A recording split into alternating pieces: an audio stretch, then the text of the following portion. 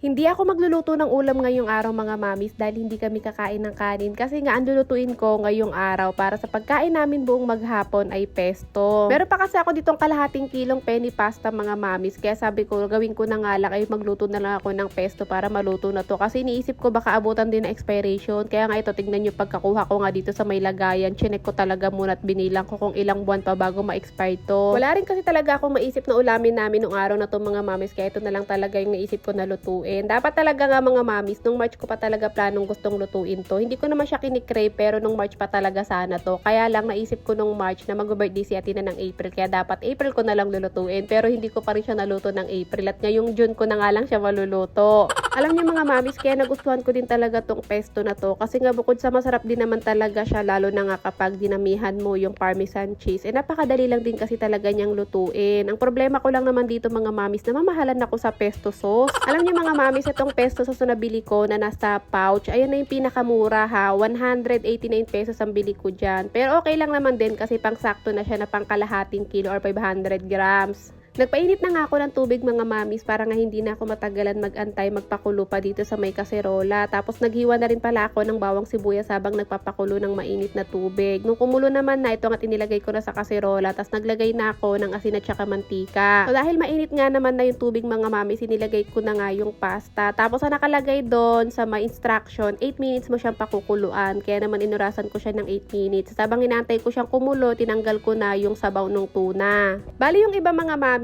kapag nagluluto sila ng gantong pesto, tapos ganto rin yung sahog nila, yung tuna, sinasama nila yung sabaw ng Century Tuna or kung anong brand man yung gamit nilang tuna. Ako mga mamis, hindi ko ginagawa yun. Kasi kapag sinama ko yung sabaw sa pinaka-pesto, kapag naluto na, hindi na siya naglalasang pesto pasta, naglalasa na siyang Century Tuna. Mas nangingibabaw yung lasa ng Century Tuna kaysa sa gusto mong lasa ng pesto. So parang ang magiging lasa na kasi niyan mga mamis or ang mangyayari niyan, para ka nang naggisa ng Century Tuna na nilagyan mo ng pasta. Kaya hindi ko talaga sinasama yung sabaw kasi nga mas nangingibabaw na yung lasa ng tuna. Pero ako lang yan mga mamis ha, base yun sa panlasa ko, hindi ko alam sa iba. Kaya siguro mas nasasarapan sila kapag nilalagay yung sabaw. Pero ako kasi talaga mga mamis sa panlasa ko, mas nangingibabaw na yung lasa ng tuna, lalo na pag sinama yung sabaw. So anyway mga mamis, move on na tayo. Naluto na nga yung pasta. Bali hindi nasunod yung 8 minutes mga mamis na pagpapakulo ko sa pasta kasi nung after ng 8 minutes ang tigas pa niya, kaya niluto ko pa siya ng husto. Pero hindi naman yung latang-lata, yung sakto lang talaga na hindi siya matigas.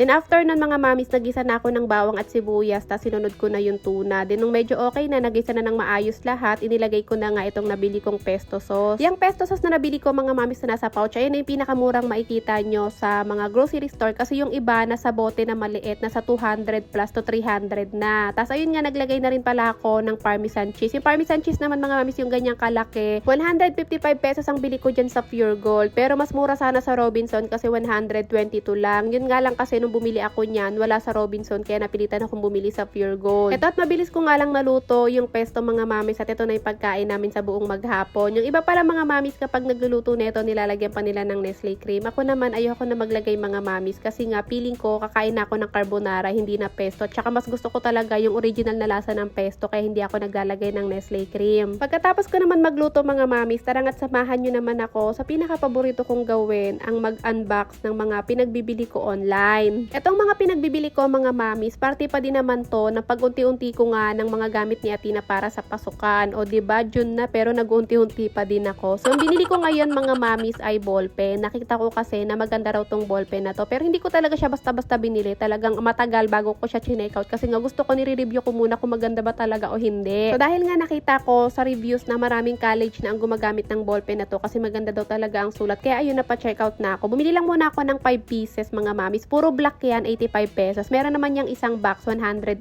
plus yon. Pero sabi ko 5 pieces lang muna para kung talagang maganda nga, edi tsaka ako bibili ng isang box. Sunod naman mga mamis ay yung mga magiging medyas ni Atina sa pasukan. Bali 6 na pares to mga mamis at hinanap ko talaga yung medyas na kulay itim yung pinakatalampakan or yung sakong. Kasi nga mga mamis, tuwing naglalaba ako ng medyas ni Atina, hindi naman siya nagpapaa pero laging madumi yung bandang sakong at nahihirapan talaga akong paputiin yun kahit anong kusot ang gawin ko kahit ibabad ko ng ilang araw. Natuwa din ako mga mamis nung pinasukat ko kay Atina Athena yung medyas ay sakto lang din sa kanya. Bali, ang sunod ko namang in-unbox mga mamis itong moisturizer ni Athena. Last year ko pa pinagamit kay Athena tong moisturizer na to. Ang ganda naman sa mukha niya. Actually, pang baby kasi talaga to mga mamis. Wala siyang amoy kaya nagustuhan ko din na ipagamit kay Athena kasi ayaw din talaga ni Athena may mga amoy. Pagdating talaga kay Athena mga mamis, puro pang baby product talaga yung pinapagamit ko sa kanya. Lalong-lalo na nga pagdating sa mukha niya kasi hindi ganun katatapang yung chemical na kapag pang baby yung mga product na gamit. So anyway mga mamis, ayun lang naman yung mga nabili ko pa na nadagdag ko sa mga inuunti-unti ko mga gamit ni Athena. Bale, ito na ilistahan ko mga mamis ng mga nabili ko ng mga gamit ni Athena para sa pasukan. So bale, ang nadagdag dyan ngayon, yung medyas nga, yung ballpen, pati na din yung moisturizer. Konting-konti na lang yung mga yan mga mamis, tsaka yan na lang yung mga mabibigat. Tsaka bukod doon, second week pa naman ng June yung pasukan nila Athena, kaya may mahaba-haba pa kaming araw para mag-unti-unti. Kung nakikita nyo naman ngayon mga mamis, ang sunod ko ang in-unbox ay yung carpet o basahan namin dito sa kusina na naging problema ko nung mga nakaraan sa vlog ko dahil nga nawala sa sampayan. Kaya ito, napabili kami tuloy ng bago agad-agad. Dapat mga mamis, bibili ako neto kapag natapos ko na bilhin yung mga gamit ni Athena para sa pasukan. Pero si daddy mga mamis, nagsabi siya na kailangan ko na nga daw bumili ulit ng carpet or basahan dito sa kusina kasi nga delikado nga naman kapag basa, lalo na kapag naguhugas o di naman kaya kapag galing ka sa CR na basa yung paa mo. Lalo na pala ako mga mamis kasi yung mga paa ko hindi yan 100% ang pakiramdam niya. Kumbaga sa inyo, kung talagang ramdam-ramdam nyo lahat, ako mga mamis hindi. Mararamdaman ko na lang na madudulas pala ako kapag na out of balance na ako kasi nga hindi nararamdaman ng mga paa ko kapag nakatapak ako sa tiles kung madulas ba o hindi. Kaya kailangan ko na rin talagang bumili agad yan mga mamis kasi alam nyo naman ako, lagi ako nasa CR lalo na kapag naglalaba ako. Bago ko nga ilagay yung carpet na yun mga mamis dito sa kusina, nagwalis-walis muna ako ng maigi at pagkatapos nga pinunasan ko na lang din muna tong rep dahil nga isang linggo ko na palang hindi napupunasan to. Pinupunasan ko kasi to mga mamis alternate. Isang linggo ko na siyang hindi napunasan kaya sabi ko punasan ko na muna bago ko nga ilagay yung carpet para wala na akong problema dito banda sa kusina. Nung natapos naman ako magpunas ng rep mga mamis, ito nga ilalagay ko na itong carpet na bagong bili dito sa may kusina.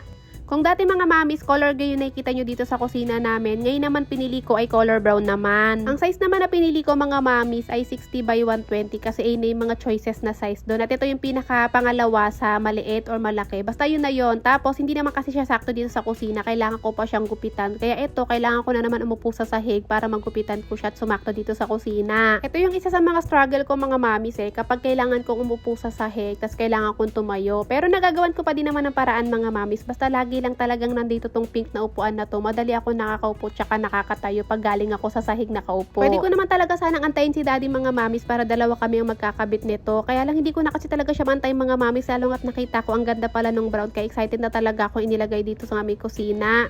Pwede ko rin naman talagang wag sanang gupitan na lang to mga mamis or bawasan. Pero yun nga lang kasi kailangan ko pang iangat yung rep. Ayan hindi ko naman na talaga kayang gawin. Kaya sabi ko bawasan ko na lang din. Total naman dito naman na talaga nakapwesto sa kusina. Kaya okay lang kahit gupitan siya. Total naman hindi naman ganun kalapad yung naibawas ko. Parang 2 line lang naman. Ginupitan ko lang din mga mami sa konti dito sa may kabilang side, yung sa CR banda. Pero hindi ko na siya binawasan para lang hindi siya nakaangat. Pag hindi kasi ginupit mga mamis, nakaangat siya. Ito na itsura niya sa malapitan mga mamis. Ang ganda niya, lalo na nga kasi bago. Sa kumuha ng color gray kong carpet, sayo na yan kasi may bago na ako. Charot!